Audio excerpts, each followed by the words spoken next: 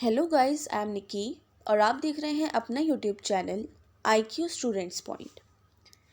Guys, जैसा कि आप सभी को पता है कि हमने अभी सेकेंड यूनिट में जो हमारा क्लास चल रही है वो है ब्रिक्स की। और ब्रिक्स को हमने हाफ कंप्लीट कर लिया था और इस क्लास में हम इसको कंप्लीट कर लेंगे। ठीक है, तो मैंने आपको पिछली क्लास में ये बताया था कि ब्रिक्स को कंप्लीट करने के लिए हमें उसके सम्मेलन पढ़ने हैं। जितने भी उसके सबमिट्स हुए थे हम वो पढ़ेंगे और उनको डीपली समझेंगे कि वो क्यों हुए थे और कौन कौन से रिप्रेजेंटेटिव उस देश, अलग अलग देशों के उसमें शामिल थे। ठीक है स्टूडेंट्स, तो हम स्टार्ट करते हैं। सबसे पहला जो हमारा ब्रिक्स का सबमिट हुआ था शिखर सम्मेलन, वो हुआ था 2009 के टाइम पे। ठीक है, अब 2009 की बात हम यहाँ करें तो इसमें 4 देश शामिल थे: ब्राज़ील, रशिया, इंडिया और चाइना।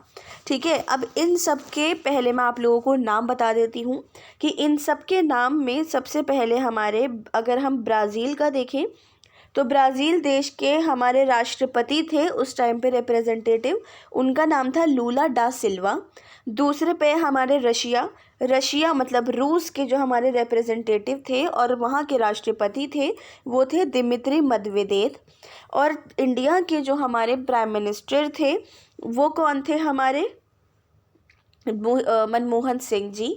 एंड हमारे चाइना के जो रिप्रेजेंटेटिव थे जो उस टाइम पे चाइना में राष्ट्रपति थे, उनका नाम था हु जिनताओ। ठीक है स्टूडेंट्स, सो ये थे हमारे चारों देश के रिप्रेजेंटेटिव्स। अब इनकी बात करें तो प्रथम ब्रिक्स शिखर सम्मेलन में हमारी किस चीज़ पर बातचीत चली थी।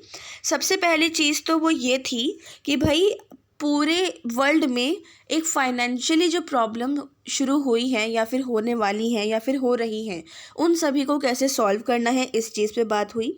वैश्विक विकास की पूरे वर्ल्ड का डेवलपमेंट कैसा होगा, कि ब्रिक्स ग्रुप उनका डेवलपमेंट करने में किस तरीके से हेल्प कर सकता है।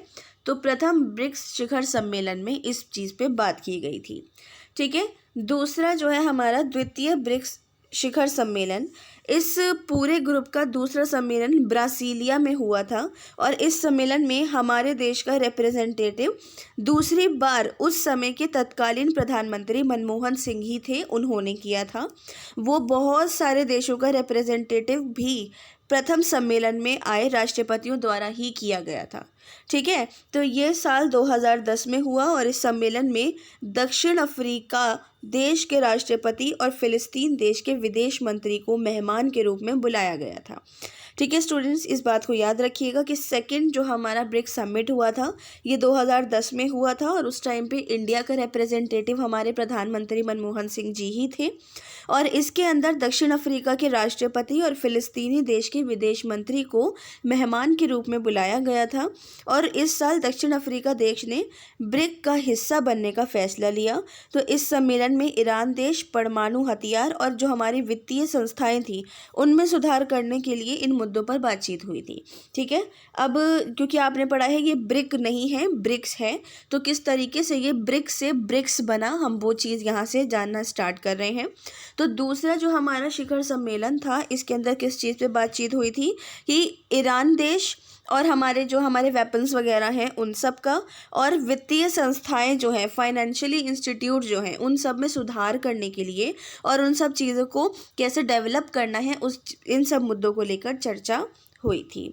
ठीक है, थर्ड हमारा तीसरा ब्रिक्स शिखर सम्मेलन ये हमारा 2011 में हुआ था और 2011 में चीन राष्ट्र के सान्या शहर में ये सम्मेलन हुआ था। इस सम्मेलन में हमारे देश के जो रिप्रेजेंटेटिव थे कौन, मनमोहन सिंह जी, वो ही शामिल थे। जबकि बाकी देशों के रिप्रेजेंटेटिव जो थे उन देशों के उस समय के राष्ट्रपति ने ही चूज़ करके रखे थे। ठीक है, और वो इस साल हुए सम्मेलन में दक्षिण अफ्रीका देश की ब्रिक्स देशों के साथ जुड़ गया था और ब्रिक का नाम ब्रिक्स हो गया था। ठीक है, तो हमारे थर्ड शिखर सम्मेलन के अंदर हमारा ब्रिक जो है ब्रिक्स बन गया था, क्योंकि दूसरे सम्मेलन में आप जानते हैं कि जब हमारे दक्षिण अफ्रीका को और फिलिस्तीन के विदेश मंत्री को आमंत्रित किया गया था, मेहमान के रूप में बुलाया गया था, तो दक्षिण अफ्रीका के जो रिप्रेजेंटेटिव थे उन्होंने वहाँ बातचीत करी और ये फैसला लिया कि हाँ मैं भी ब्रिक में शामिल होऊंगा। ठीक है। तो ब्रिक्स के इस सम्मेलन में हमारी इकोनॉमी, इंटरनेशनल लॉ और जो हमारा यूएन का जो परिषद है उसमें सुधार करने के लिए और लीबिया गृह युद्ध के मुद्दों पर चर्चा की गई थी, क्योंकि 2011 में लीबिया में गृह युद्ध चल रहा था। तो ब्रिक्स के अंदर इन सब चीज़ों पर चर्चा की गई, इन सब चीज़ों को कि किस तरीके से ठीक किया जा सकता है। ठीक है। नेक्स्ट है हमारा चौथा ब्रिक्स शिखर सम्मेलन। ये हुआ हमारा उसके आगे 2012 में। तो 2012 का जो ये सम्मेलन था वो दिल्ली में हुआ था और इस सम्मेलन में भी वही सभी नेता थे जो हमारे तीसरे सम्मेलन में आए थे। इस सम्मेलन में ब्रिक्स देशों ने संचार के लिए ऑप्टिकल फाइबर पनडुब्बी संचार केबल सिस्टम बनाने की घोषणा की थी। ठीक है, उन्होंने कहा कि एक पनडुब्बी बनाओ भाई, ताकि हम लोगों को और ज़्यादा हेल्प मिल सके लोगों को चीज़ों को समझे और समझाने में। ठीक है, तो फिर इस सम्मेलन में ही ब्रिक्स देशों ने इन सब चीज़ों को बातचीत करी और विकास बैंक के निर्माण पर भी बातचीत की गई थी कि डेवलपमेंट बैंक कैसे हो सकता है, कैसे सब चीज़ों को ठीक किया जा सकता है। ठीक है। नेक्स्ट है हमारा पांचवा ब्रिक्स शिखर सम्मेलन। पांचवें ब्रिक्स शिखर सम्मेलन 2013 में हुआ था और दक्षिण अफ्रीका देश के डरबन शहर में इसको किया गया था। ठीक है स्टूडेंट्स, अब आगे बढ़ते हैं। तो इस सम्मेलन में हमारे देश के रिप्रेजेंटेटिव जो थे वो 5वीं बार, मतलब मनमोहन सिंह जी 5वीं बार इस सम्मेलन में गए थे और रूस देश का जो रिप्रेजेंटेटिव था प्रथम बार वहाँ के राष्ट्रपति व्लादिमीर पुतिन ने ही किया था। ठीक है, तो चीन का प्रतिनिधित्व चीन के राष्ट्रपति जी जिनपिंग द्वारा किया गया था।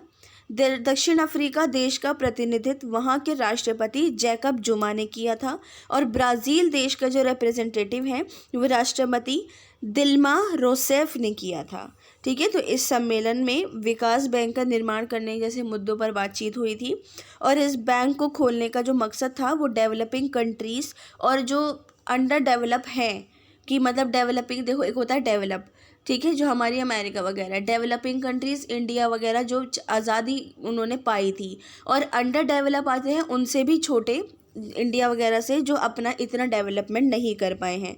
तो अंडर डेवलप और डेवलप कंट्रीज़ का कैसे डेवलपमेंट होना है उन सब के लिए प्लानिंग्स वगैरह की गई थी कि उनको कब शुरू करना है और किस चीज़ की हेल्प से शुरू करना है। तो 2013 का जो हमारा 5वां ब्रिक्स शिखर सम्मेलन हुआ था इसके अंदर यही बातचीत करी गई थी। ठीक है, छठा ब्रिक्स शिखर सम्मेलन आता है हमारा, तो ये 2014 में हुआ था और इसकी जिम्मेदारी ब्राज़ील देश की थी। इस सम्मेलन में जो सभी ब्रिक्स देश शामिल हुए थे, तो हर इस साल हमारे देश की ओर से प्रथम बार नरेंद्र मोदी जी ने इस सम्मेलन में भाग लिया था। ठीक है, 2014 में प्राइम मिनिस्टर हमारे नरेंद्र मोदी जी बने, तो अब इन्होंने भाग लिया। ठीक है, अब आगे बढ़ते हैं। तो इस साल हमारे देश के जो मोदी जी हैं, प्रथम नरेंद्र मोदी जी प्राइम मिनिस्टर, उन्होंने भाग लिया और बाकी देशों के उन्हीं नेताओं ने सम्मेलन में भाग लिया था जो पहले थे। ठीक है, तो अब आगे आए तो 5वें सम्मेलन में वो सभी शामिल थे, सिर्फ मोदी जी चेंज हुए। तो इस सम्मेलन में सभी ब्रिक्स देश नव विकास बैंक के गठन के लिए सहमत हो गए थे और इस बैंक को खोलने की बहुत जल्द घोषणाएं भी की जाने लगी थी। ठीक है, न्यू डेवलपमेंट बैंक मैंने इससे पहली वाली वीडियो में आपको पढ़ाया है कि वो क्या चीज़ है और उसको खोलने के लिए क्यों बोला गया था। तो जब आप वो वीडियो पढ़ने के बाद इस क्लास को अटेंड करोगे तो आपको अच्छे से समझ आ जाएगा। तो भाई इसके अंदर ये वाली बातचीत भी रखी गई कि इसकी घोषणा कब होगी, कब इसको खोला जाएगा एंड ऑल थिंग। तो हमारे 2014 के छठे ब्रिक्स शिखर सम्मेलन में इस चीज़ पर बातचीत की गई। 7वां ब्रिक्स शिखर सम्मेलन आया और ये सम्मेलन हमारा 2015 में उफा शहर में हुआ था और सम्मेलन शंघाई सहयोग संगठन और यूरेशियन इकोनॉमिक यूनियन के साथ एक मिलकर काम करने के लिए बातचीत की गई थी। इन दोनों संगठनों के देश के नेता इस सम्मेलन में शामिल हुए थे और ब्रिक्स देशों के जो नेता थे उनके साथ मुलाकात करके बातचीत रखी गई थी। ठीक है, ये हमारा 7वां ब्रिक्स सम्मेलन मैंने आपको बता दिया है, क्लियर कर दिया है। अब आता है हमारा 8वां ब्रिक्स शिखर सम्मेलन। 8वां जो था हमारे भारत के गोवा राज्य में हुआ था 2016 में और इस सम्मेलन को नरेंद्र मोदी ने ही होस्ट किया था। इस सम्मेलन के टाइम पे ब्रिक्स देशों ने आतंकवाद की आलोचना करी, उसकी निंदा करी और आने वाले समय में उससे कैसे बचा जा सकता है इस चीज़ पर बात चली थी। ठीक है, कि आने वाले समय में कि निर्णय लेना कृषि के लिए, रेलवे के लिए और भी खेलों के लिए, बाकी सब चीज़ों के लिए फैसले लेना, इन सब चीज़ों पे भी बातचीत की गई और किस तरीके से आतंकवाद को कंट्रोल किया जाए इस पर भी बात छेड़ी गई थी। ठीक है, 8वें के बाद आता है हमारा नवा ब्रिक्स शिखर सम्मेलन। सॉरी स्टूडेंट, यहाँ पे नावा लिख दिया गया है, आप इसको नवा कर लीजिएगा। तो नौवा जो हमारा ब्रिक्स शिखर सम्मेलन हुआ था 2017 में, चीन के जियामेन शहर में हुआ था और ये दूसरा मौका था जब चीन राष्ट्र में सभा हुई थी। ठीक है, इससे पहले भी आपने पढ़ा चीन में हुई थी और अब दोबारा हुई। तो ब्रिक्स की इस सभा में मिस्र, गिनी, मैक्सिको, तजाकिस्तान और थाईलैंड जैसे देश के मुखियों को जो है हमारा आमंत्रण दिया गया था, उनको बुलाया गया कि आप भी आओ और इन देशों के नेता इस सभा का हिस्सा भी बने थे। ठीक है, तो इसके अंदर क्या बातचीत करी गई थी ये मेंशन नहीं किया गया है, कहीं भी आपको नहीं मिलेगा कि 9th हमारे ब्रिक्स सम्मेलन में क्या बातचीत हुई थी। फिर हमारा आ जाता है 10वां ब्रिक्स शिखर सम्मेलन। तो 10वां ब्रिक्स शिखर सम्मेलन में क्या बात हुई? पहली बात तो 2018 में हुआ था और दक्षिण अफ्रीका के जोहान्सबर्ग शहर में इसको आयोजित किया गया था। तो दक्षिण अफ्रीका का भी ये दूसरा मौका था जहाँ पर ये सम्मेलन हुआ। अब इस देश को ये मौका मिल गया था और वो इस सम्मेलन के दौरान मेहमान के रूप में टर्की और अर्जेंटीना देश के राष्ट्रपति को बुलाया गया था। ठीक है, इसके अंदर भी क्या बात हुई थी ये सब कुछ नहीं बताया गया। अगले साल होने वाले ब्रिक्स शिखर सम्मेलन की अगर हम बात करें तो उसके अंदर 11वां शिखर सम्मेलन भी आता है, क्योंकि आप लोगों को 2019 की बात अगर करी जाए तो 2019 में ब्रिक्स शिखर सम्मेलन का आयोजन ब्राज़ील देश में किया जाएगा। ठीक है, अब आप तो बोलोगे कि मैम अभी तो 2022 चल रहा है तो फिर किया जाएगा क्यों? किया गया है। ठीक है, लेकिन आपको तो अगर टीचर जैसे नॉलेज के बेस पर अगर बताया जाएगा तो आपको लिखने 10 शिखर सम्मेलन के बारे में ही है और 11वां, 12वां, 13वां, ठीक है, 13 पूरे शिखर सम्मेलन आपके टोटल, क्योंकि अभी 2022 चल रहा है तो अकॉर्डिंग टू पूरे 13 हो जाएंगे। तो इन सब को पेपर में आपको मेंशन करना है कि इन 13 के 13 सम्मेलन के बारे में पूरी तरीके से जानकारी अभी नहीं आई है। ठीक है, क्यों? क्योंकि आपने ये देखा कि मैंने भी आपको 9th और 10th के बारे में नहीं बताया कि उसके अंदर क्या बातचीत करी गई थी। तो जो हमारा 11वां ब्रिक्स शिखर सम्मेलन है वो हो चुका है और उसके अंदर क्या बातचीत हुई, क्या रखा गया, इस मुद्दे को आपको नहीं लिखना है। आने वाले समय में जुड़ सकते हैं और भी देश। ठीक है, मैंने इन सबको इसलिए लगाया है, अगेन इससे पहले वाली क्लास में मैंने आपको ये पढ़ाया था, क्योंकि मुझे आप लोगों को ये दिमाग में डालना है कि हाँ हमारे और शिखर सम्मेलन हो चुके हैं, हर साल शिखर सम्मेलन होता है।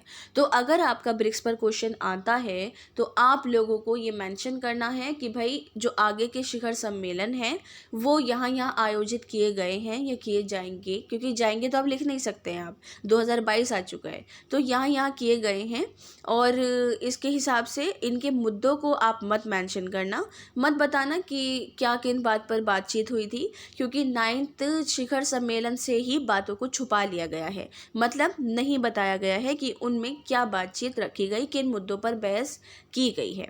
ठीक है स्टूडेंट्स, सो आप लोगों का आता है अब निष्कर्ष। निष्कर्ष से पहले मैं एक चीज़ आप लोगों की क्लियर करना चाहूँगी और वो है अगेन आप लोगों के देश की प्रथम सम्मेलन से लेकर लास्ट तक का आपका हुआ कब था। ठीक है, सो हम इसको क्लियर करते हैं। सबसे पहला जो हमारा सम्मेलन था प्रथम ब्रिक्स शिखर सम्मेलन, वो हमारा 2009 में हुआ था और इस सम्मेलन में 4 देशों के नेता शामिल थे। ठीक है, ये बात मैंने आपको बताई। उसके बाद पहले शिखर सम्मेलन में सारी बात क्या रखी गई थी कि हमारी वर्ल्ड इकोनॉमी और फाइनेंशियली इन सब चीज़ों पर कैसे बातचीत होगी, ये होगी वो होगी। ठीक है स्टूडेंट, दूसरा शिखर सम्मेलन जो था ब्रासीलिया शहर में हुआ था और ये कब हुआ था? 2010 में हुआ था। तीसरा शिखर सम्मेलन 2011 में चाइना के सानिया शहर में हुआ था और इस 2011 में हुआ था, ये मैंने आपको क्लियर कर दिया। चौथा शिखर सम्मेलन 2012 में दिल्ली में हुआ था और इसके अंदर पनडुब्बी वगैरह इन सब चीज़ों की बात की गई थी। 5वां शिखर सम्मेलन 2013 में हुआ था और ये हमारा दक्षिण अफ्रीका के डरबन शहर में हुआ था। ठीक है, इसके अंदर बैंक खोलने की और सारी न्यू डेवलपमेंट बैंक की बात हुई थी। छठा ब्रिक्स सम्मेलन 2014 में हुआ था और इसको आयोजन करने की जिम्मेदारी जो थी वो हमारी ब्राज़ील की थी। ठीक है, फिर हमारा आता है 7वां शिखर सम्मेलन, ये 2015 में हुआ था। रूस के उफा शहर में इसको आयोजित किया गया था। 8वां ब्रिक्स शिखर सम्मेलन 2016 में भारत के गोवा राज्य में हुआ था। 9वां जो हमारा ब्रिक्स शिखर सम्मेलन है 2017 में चीन के जियामिन शहर में हुआ था। अब चाइना को अगेन मौका मिला ब्रिक्स सम्मेलन करने का। फिर 10वां जो है हमारा दक्षिण अफ्रीका के जोहान्सबर्ग शहर में हुआ था 2018 में। तो ये हमारा दक्षिण अफ्रीका का भी दूसरा एक वो था मौका जहाँ पर सम्मेलन किया गया था। ठीक है स्टूडेंट्स, सो इसका निष्कर्ष ये निकलता है कि ब्रिक्स जो हमारा है वो एक तरीके से हमारे पूरे यूएन के लिए, पूरे इंस्टीट्यूट्स के लिए, पूरी दुनिया के लिए एक बहुत बहुत बहुत अच्छा इंस्टीट्यूट है, जिसकी हेल्प से पूरी दुनिया में जो बिगड़े हुए काम हैं वो सुधरने के बहुत ज़्यादा काम आ सकते हैं। तो उस चीज़ को लेकर मैंने आपको बताया है और हर वीडियो में मैं आपको बताती भी हूँ कि आप अपना आंसर जिस हिसाब से लिखते हैं उस हिसाब से आंसर की 2-2 लाइनें उठाओ और निष्कर्ष में लिख दो और एंड में उस आंसर के अकॉर्डिंग अपना ओपिनियन लिख दो एंड आपका निष्कर्ष कंप्लीट हो जाएगा। ओके स्टूडेंट्स, सो आपका यूनाइटेड नेशन कंप्लीट है, वर्ल्ड ट्रेड ऑर्गेनाइजेशन कंप्लीट है, ब्रिक्स कंप्लीट हो गया एंड नेक्स्ट क्लास में हम MNCs और TNCs को पढ़ेंगे।